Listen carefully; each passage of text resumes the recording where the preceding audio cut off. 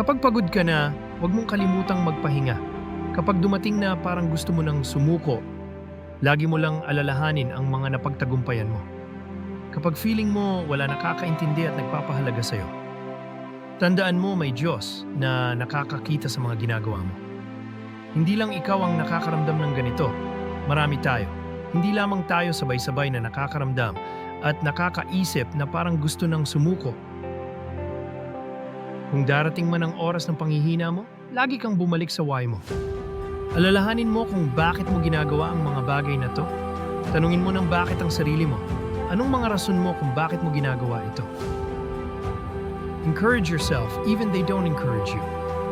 Always seek God and ask for His help. Hindi bingi ang Diyos. Hindi siya bulag para hindi makita kung anong kalagayan mo. Tandaan mo, si Jesus lang ang hindi nagbabago.